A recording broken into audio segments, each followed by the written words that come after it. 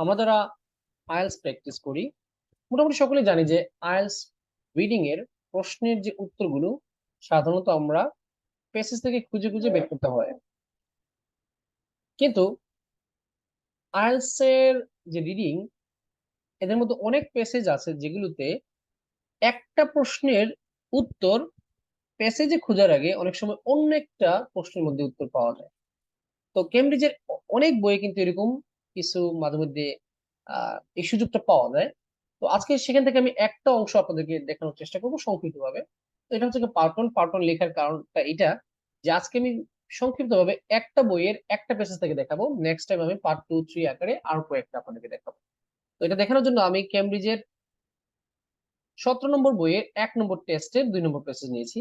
দেখেন, এই হচ্ছে কি পেজের নাম, কেমব্রিজের 17 নম্বর বই, 1 নম্বর টেস্ট, 2 নম্বর প্যাসেজ, ভালো করে মনে রাখবেন। আচ্ছা, সো যেহেতু আমি প্রশ্ন থেকে প্রশ্ন উত্তর বের করবো সেক্ষেত্রে আমার প্যাসেজ প্যাসেজ দেখার কোনো দরকার নাই। এটা কিন্তু আমি মানে যখন প্রথমবার ফলো করেছি ভাবলাম যে এটা কাকতালীয়, কিন্তু নেক্সট টাইম যখন আর কয়েকটা প্যাসেজ ফলো করেছি তখন দেখলাম যে কয়েকটা প্যাসেজ এরকম জিনিসটা পাওয়া গেছে। তো যাই হোক, এখন আসেন, আপনাদের যাদের কাছে কেমব্রিজের 17 নম্বর বই আছে একটু কাইন্ডলি খুলে ম্যাচ করে নেবেন। এই প্যাসেজ 2 এর 14 থেকে 17 নম্বর প্রশ্ন হচ্ছে গিয়ে ইনফরমেশন ম্যাচিং। 14 থেকে 17 হচ্ছে গিয়ে ইনফরমেশন ম্যাচিং।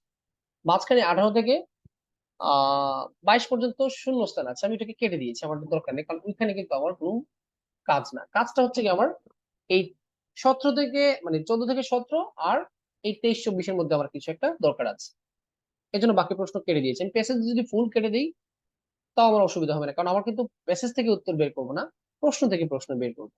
আপনারা এই প্রশ্নটা যদি এখানে পড়েন, reference to the disadvantages of the stadiums built during a certain era. প্রশ্ন আমরা একটু পড়ে নিই। reference to the disadvantages of the stadiums, অর্থাৎ স্টেডিয়ামগুলোর অসুবিধার যে কথাগুলো লেখা আছে কোন প্যারাগ্রাফে, যেগুলো বিল্ড করা হয়েছে ডিউরিং এ সার্টেন এরা, বিশেষ একটা সময়ে তৈরিকৃত স্টেডিয়ামগুলোর অসুবিধার উল্লেখ কোন প্যারাগ্রাফে আছে। তো আপনারা মোটামুটি সকলে জানেন ইনফরমেশন বা ইনফরমেশন ম্যাচিং বা স্টেটমেন্ট ম্যাচিং কাকে বলা হয়। যে এই যে ইনফরমেশন গুলো দেওয়া আছে বা স্টেটমেন্ট গুলো দেওয়া আছে কোনটা কোন প্যারাগ্রাফ থেকে নেওয়া হয়েছে সেটা আপনাকে বের করতে হবে। আচ্ছা, সো আমি এই যে 17 নম্বর প্রশ্নটা পড়লাম, এখানে দেওয়া আছে যে কোন একটা বিশেষ যুগে বা বিশেষ সময়ে স্টেডিয়ামের অসুবিধাগুলো উল্লেখ করা হয়েছে কোথায়। এখানে সার্টেন যেহেতু এরা বলেছে, সার্টেন এরা বলা মানে হচ্ছে কি এই এরা বা যুগের নাম উল্লেখ করতে হবে, প্যাসেজের মধ্যে ওই নামটা উল্লেখ থাকতে হবে যে অমুক যুগে, যুগ আন্তাজি বললে হবে না, যুগের নামটা উল্লেখ থাকতে হবে। আচ্ছা, এখন উত্তরটা আমাকে কোথা থেকে বের করতে হবে? প্যাসেজ থেকে। আমি প্যাসেজ যাচ্ছি না, আমি যখন প্রশ্ন পড়লাম, এই প্রশ্নটা পড়লাম, তখন আমার মনে হলো যে আমার তো প্যাসেজ পড়ারই দরকার নেই, কিন্তু প্রশ্নটার উত্তরটা এখানে পেয়ে গেছি। দেখেন তো লেখা আছে কি, when comparing 20th century stadiums to ancient amphitheaters in section D, which two negative features does the writer mention? দেখেন না কতটুকু আশ্চর্যজনক। when comparing 20th century stadiums, তার মানে 20th century কিন্তু একটা এরা বা একটা যুগের নাম, এখানে কিন্তু স্পষ্ট করে সংখ্যা উল্লেখ করে দিয়েছে 20th century, তার মানে সার্টেন এরার নাম উল্লেখ করে দিয়েছে। এখন দেখেন ডিসঅ্যাডভান্টেজের কথা বলেছে কিনা। to ancient amphitheaters in section D, section D হচ্ছে গিয়ে আনসারের লোকেশন। এখন আমাকে কেউ ব্লেম করতে পারবে না, কারণ আমি কিন্তু এই প্যাসেজটা বানাইনি, প্রশ্ন বানাইনি। which two negative features does the writer mention?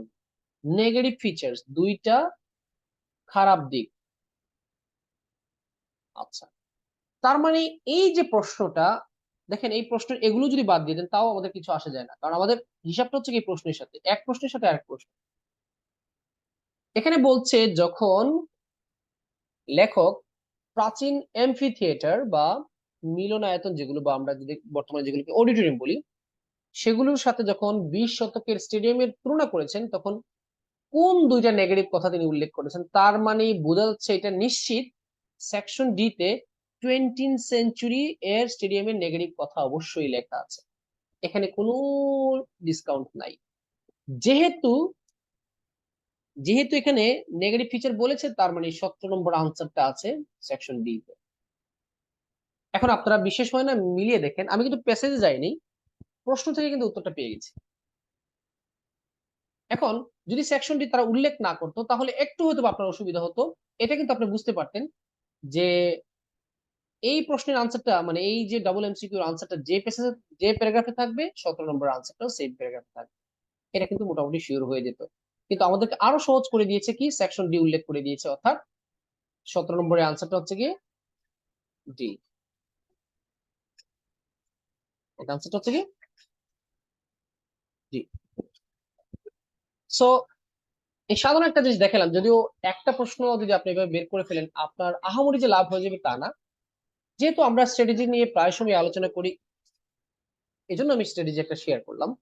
So এটা হচ্ছে পার্ট ওয়ান। ইনশাল্লাহ পার্ট টু, থ্রি, ফোর আমি আর কয়েকটা পেসেজ থেকে আপনাদেরকে দেখাবো যে অনেক সময় প্রশ্ন পড়লে প্রশ্ন থেকে একটা একটা অন্তত একটা প্রশ্নের উত্তর যদি আপনি ফ্রিতে দিতে পারেন বিনা কষ্টে, তাহলে এটা তো লস প্রজেক্ট, অবশ্যই এটা আপনার জন্য একটা ব্লেসিং। আচ্ছা, তো একটা জিনিস মনে পড়ে গেল, আমাদের অনেক স্যার হাই স্কুলে থাকতে বলতেন যে যখন তোমরা ইংরেজি পরীক্ষা দিবে, ইংরেজি প্রশ্নটা আগে ভালো করে পড়ে নিও। অনেক সময় প্রশ্নের মধ্যেও কিছু কিছু আনসার থাকে, যেমন প্যাসেজ পড়লে অনেক সময় দেখা যায় যে একটা গ্রামাটিক্যাল সলিউশন একটা প্যাসেজ থেকে পাওয়া যায়, এটা কিন্তু সত্য কথা। সো বিশেষ করে আমি আপনাদেরকে একটু অনুরোধ করবো যে যখন প্যাসেজ টু আপনি সলভ করবেন, প্যাসেজ টু প্রশ্নগুলোকে একবার একটা না, দ্রুত একবার পড়ে নিন, হয়তো বা কোনো কাজে লাগতে পারে। পার্ট টু তে আপনাদেরকে আমি চেষ্টা করবো যে আরো কয়েকটা প্র্যাকটিক্যাল জিনিস এভাবে দেখানোর জন্য।